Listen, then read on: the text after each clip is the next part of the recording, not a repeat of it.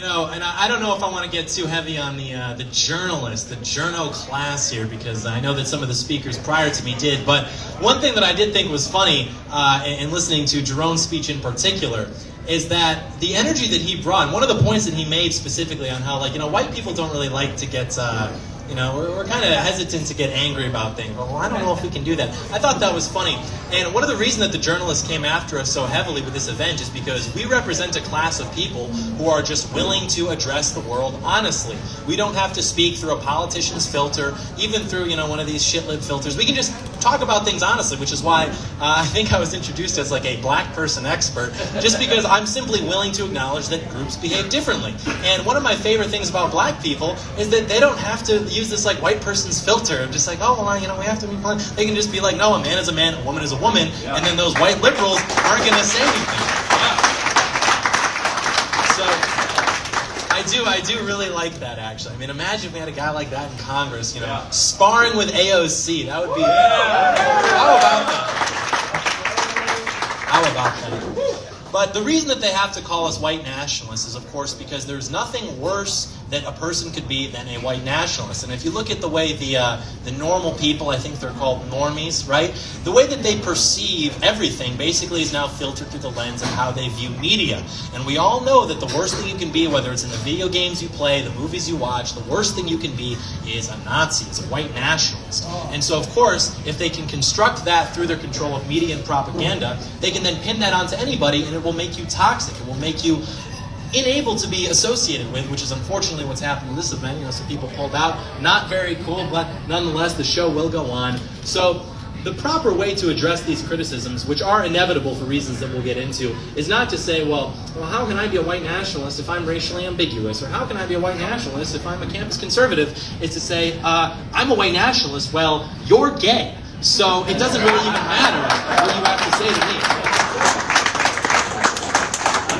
Now, there was a time in this country where a black guy could live next to a white guy, and, you know, he'd make little jokes back and forth and everything, but that black guy and white guy would still attend the same barbecue and agree, like, hey, that guy over here, we just moved in, I don't want him going around my boy, you know, he had a little different, he would walk a little bit different, you know, because, you know, we agreed that there's just a certain line you don't want to cross, which is, of course, being gay, but we continue nonetheless. That's right. Because it is right. I mean, you know, you have to remember, we are, we're bordering on a state, California, which as recently as 2008 struck down gay marriage when it was put on the ballot. Like the most liberal state that you could imagine even was too conservative for gay marriage as recently as 2008 within the Obama administration. Then we also have to remember that when Barack Obama ran in 2012, he had to run as an advocate of traditional marriage, whatever that means, because even that position was considered to be too radical for the party as recently as 10 years ago. And so now it's like, look at where we've gotten in the last 10 years. And this, of course, brings us to the slippery slope. The most vindicated thing in the history of rhetorical analogies, architecture, whichever one you like, the most vindicated. And what the slippery slope fallacy is basically a way for the intellectual class to attack normal people who have common sense, who can recognize things that are happening and predict from there that, okay, maybe this is what's going to happen next. And it's not perfect. It's not metadata. It's not peer reviewed, but it's the best thing we have to predict future behavior. Of course, past behavior. So that's why they have to attack. That's a slippery slope fallacy.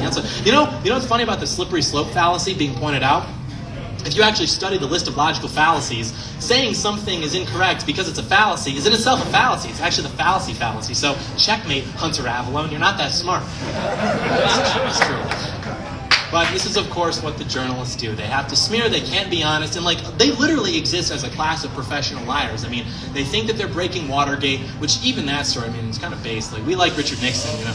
And the funny thing about the Richard Nixon story is that that's really the first example that we can see in recent history of Republicans refusing to stand by Republicans, refusing to understand that we have friends, we have enemies, and throwing people under the bus. And that's just not conducive to a winning strategy. So we are here tonight, of course, to represent the American Populist Union, which we love. And you can see on their brochures and their artwork, they represent very simply three things, which are faith, family, and freedom.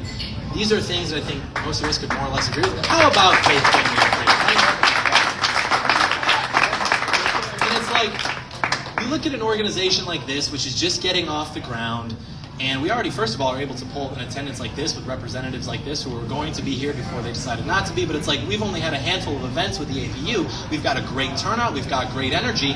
And you almost have to wonder if that's why they're attacking us. Because every other conservative, nominally, organization that you'll see won't say they care about faith, family, and freedom. They'll say things like small government, low taxes, and it's like, what does that even mean? You know, you put that up to something like faith, family, and freedom, I think that the latter is going to win every day of the week and twice on Sunday. And the reason is because those are actual things. Small government is an abstraction, right? That is a means to an end. Even low taxes, that's a means to an end, which are supposed to be, by the way, preserving those things that we're actually here trying to preserve proactively, which are faith, family, and freedom. And the reason that we mention faith first is because this is what gets into the Constitution. I'm not talking about the piece of paper, I'm talking about the literal Constitution of the nation. That is a word that means something beyond just a piece of paper. It means what constitutes us. This room is constituted of American patriots, for example. So our Constitution, as we all know, was built and constructed for a moral and religious people. That is why we emphasize the faith aspect of it, because without the faith, the nation just simply can't exist. It's going to devolve to more or less where we are now, which is why at this event, we are so happy to see the strong emphasis being put on God, on the fact that whether or not people want to ignore it, Christ is King. He is the King of America. He is the King of the world. And until we recognize that, we can't expect to make progress. Because if God isn't on our side, well then, who will be? So the next part of that is, of course, the family structure, the backbone of any society. Predates the society, along with faith, by the way. And it's like you look at what's under attack the most, it is the family structure. Whether it's second wave feminism, or actually I should say feminism in general. That was 2018 John Doyle. He was coming out for a second. He was like, only attack. That's the one that went too far. First wave feminism, you like that. You know, I was actually criticized in this, the lead up to this by the journalists for saying that women should be banned from voting. Which is not what I said. I would never say that. What I said correctly was that a lot of times it's sort of an edgy take for guys to say, nah, women shouldn't vote. But in actuality, the Founding Fathers intended for there to be prerequisites to everyone voting. There was no such thing as the right to vote. It was a privilege, it was a duty, and it was actually the sort of, I guess you'd say, syndication of this that's got us in such a mess in the first place. But of course the journalists had to take that and say, well, he doesn't think women should vote. And I do have to make this point again. I don't know if you guys saw my my Putin video, my Russia-Ukraine video. How about that video?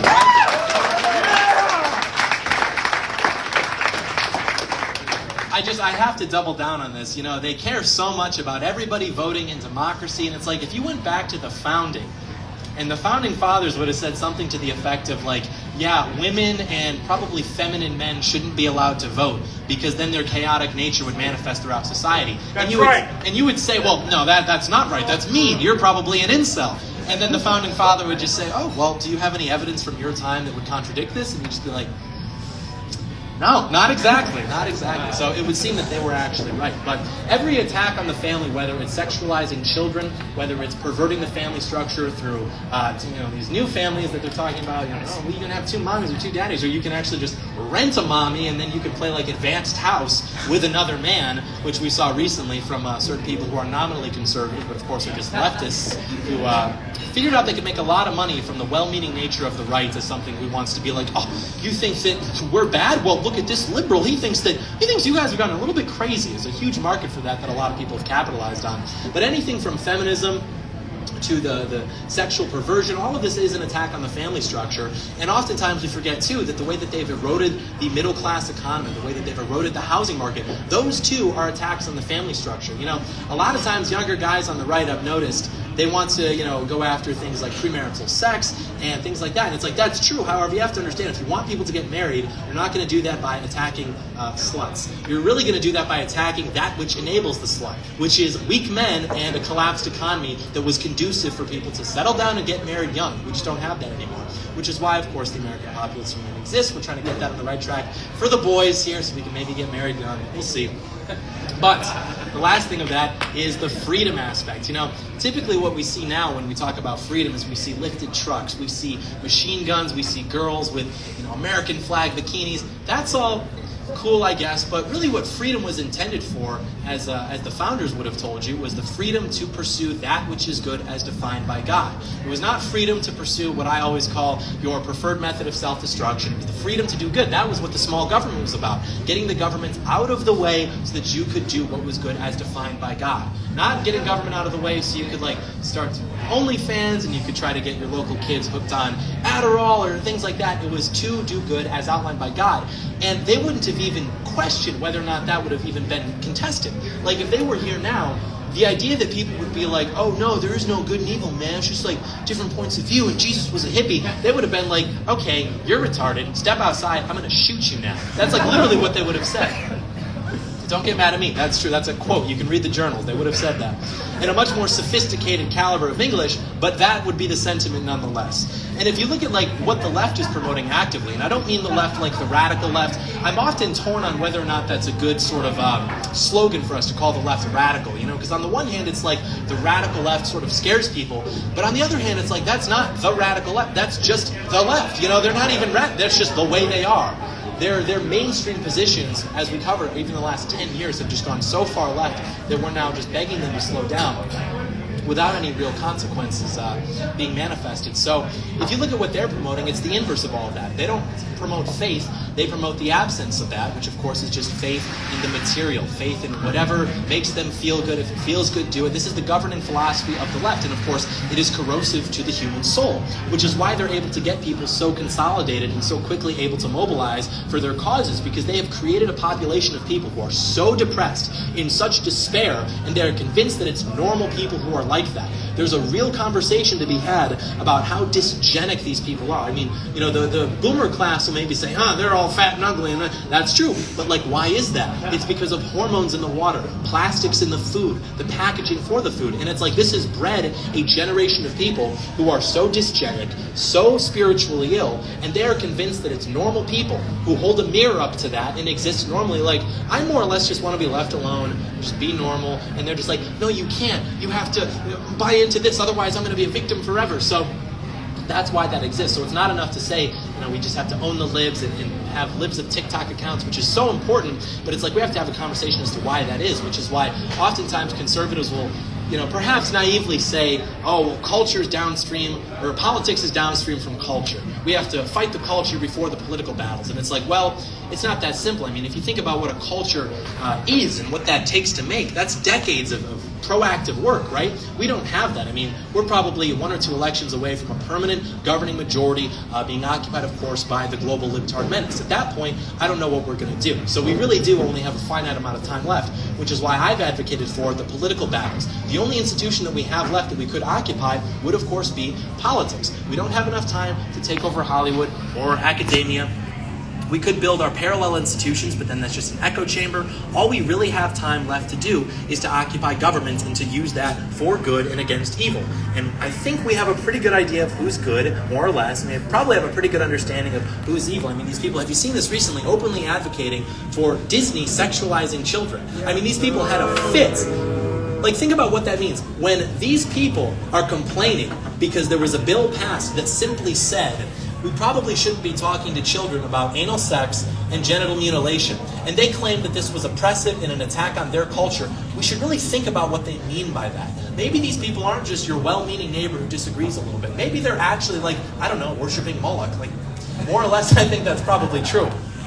But anyways, that's the reason we get attacked by the journalists, because we are the only people on the right, people who are saying we will put America first, we will put American families first, and more importantly, we are the only people who will tell the left, stop. Not slow down, not do it this way, not we're actually the ones who want to do it, just stop. Cut it out, it's not cool, it's actually pretty cringe. And we're the only people doing that, which is why even at an event that only has 100 people, 50 people here, we get attacks coordinated by Rolling Stone, Business Insider, Washington Post, MSNBC. They don't do that, by the way, for CPAC, which is an organization that gets millions of dollars funneled into it. A-list GOP politicians, strategists, commentators, they all attend that, and there's not a single article accusing it of white nationalism, accusing it of anything untoward, and you have to ask yourself why that is. Because nobody's perfect. We know this as Christians. We're all sinners. So if everyone's sinning, you have to wonder why not only are they only focusing on us, but they're like inventing the wrongdoing too. They're lying about it. So you have to wonder why that is. And of course we know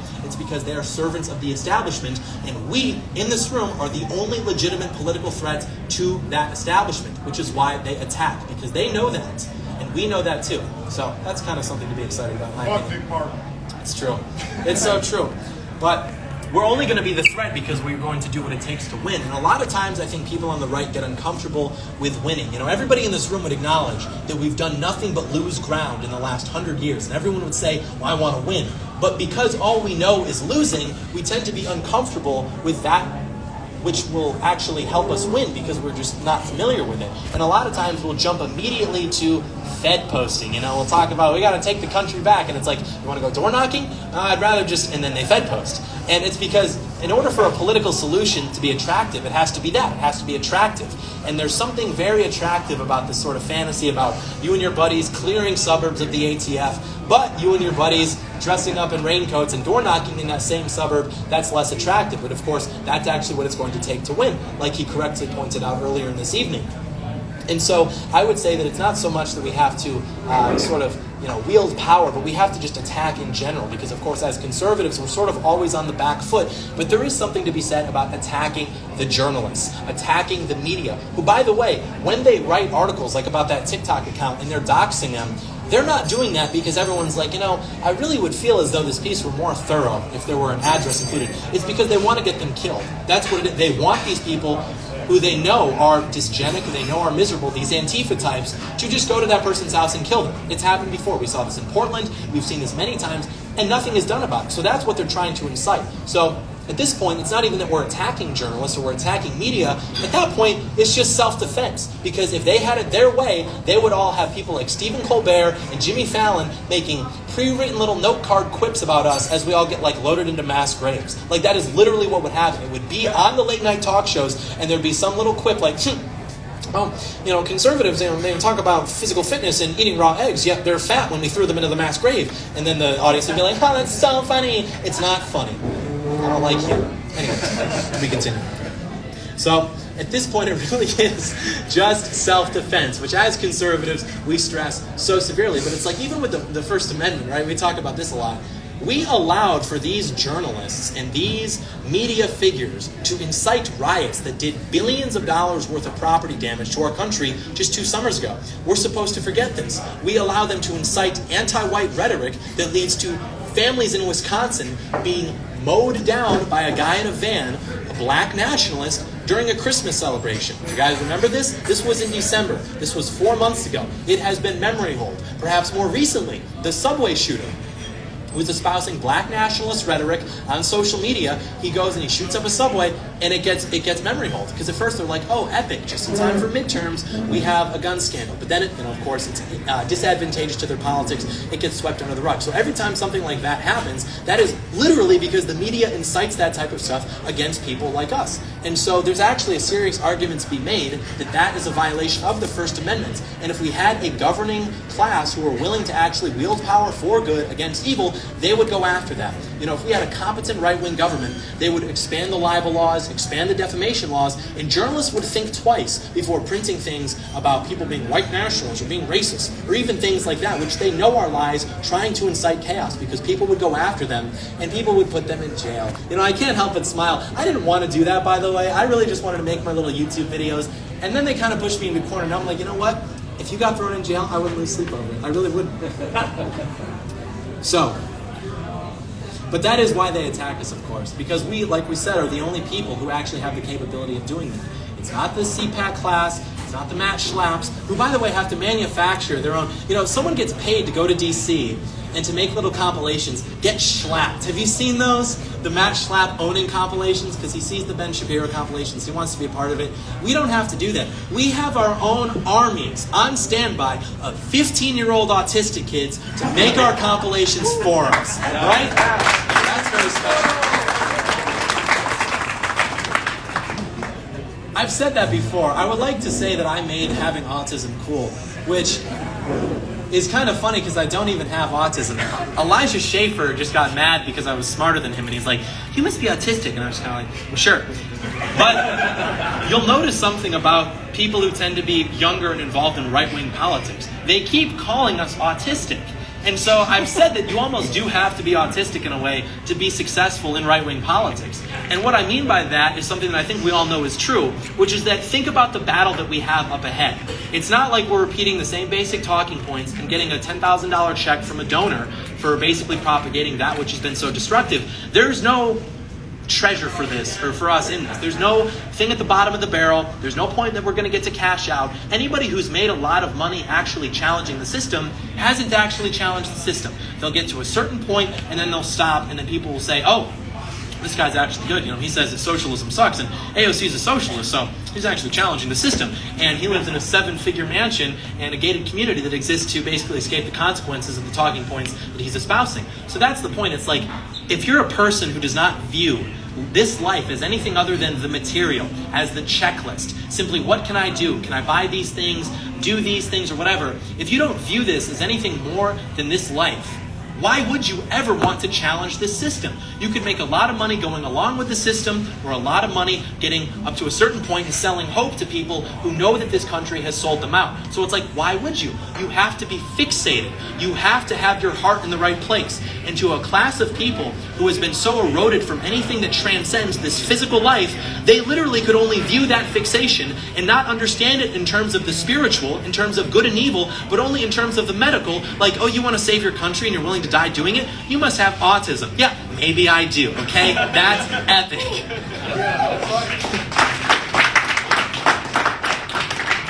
I like that he said that's right. Hey, I appreciate it. So, with that, I'll say thank you all for coming out. Thank you for listening to my speech, to the wonderful speeches that we had tonight. And you can't allow them, last thing I'll say, to get you blackpilled. You know, I had a very interesting conversation with a gentleman in the bathroom earlier. I was straightening my tie. This big guy comes in, he's just like looking at me, and I'm like, this is it. I'm dying in the bathroom. It's over.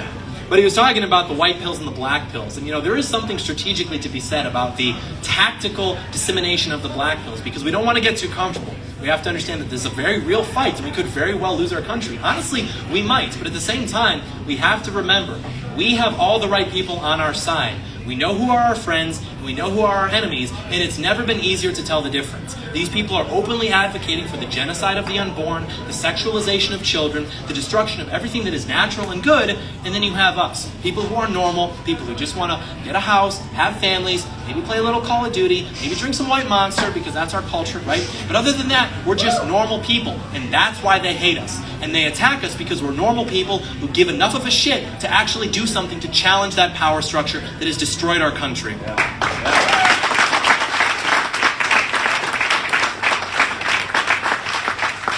So thank you guys again. No, thank you, John. Well, hey, thank you for making it.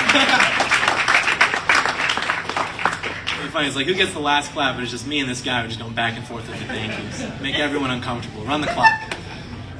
But anyways, thank you all for coming out.